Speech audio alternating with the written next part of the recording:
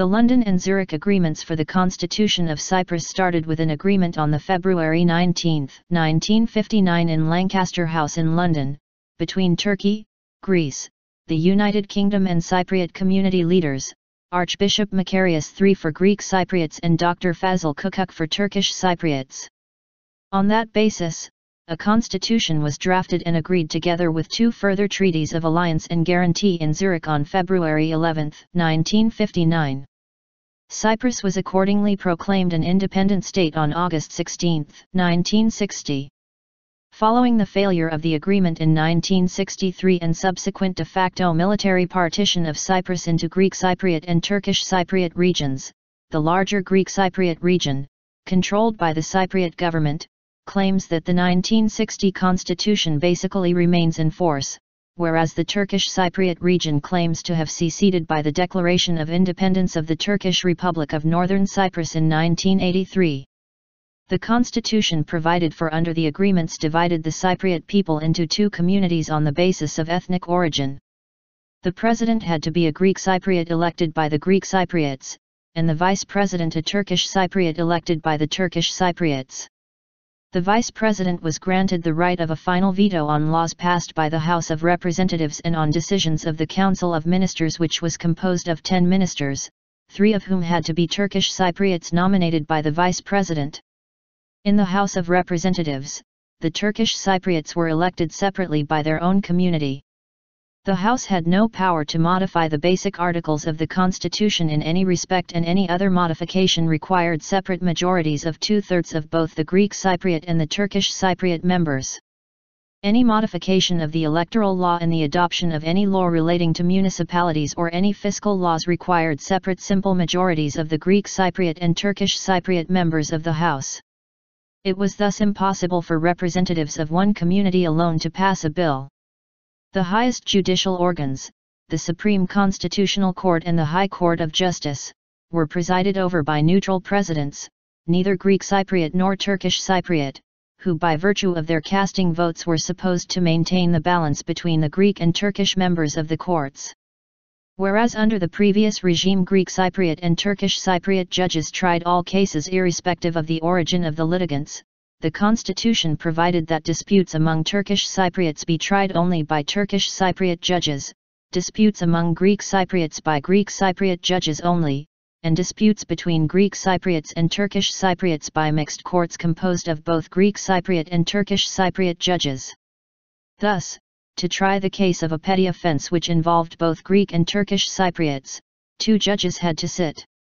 In addition, separate Greek and Turkish communal chambers were created with legislative and administrative powers in regard to educational, religious, cultural, sporting, and charitable matters, cooperative and credit societies, and questions of personal status.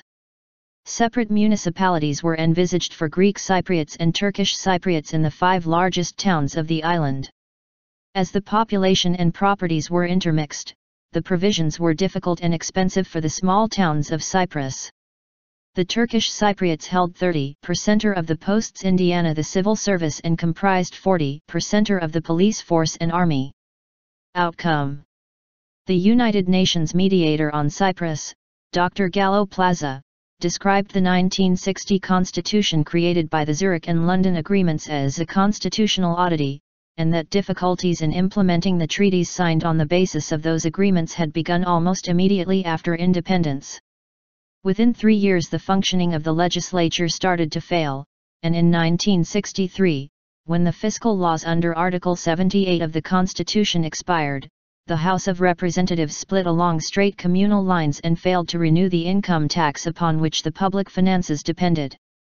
In November 1963, the Greek Cypriot President of the Republic, Archbishop Makarios III, suggested amendments to the constitution to resolve constitutional deadlocks.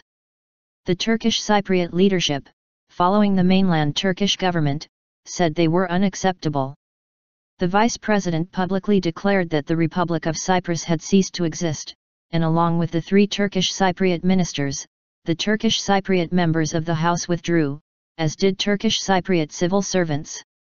President Makarios refused all suggestions which would have resulted in the partition of Cyprus, and negotiations over the problem have never yet succeeded.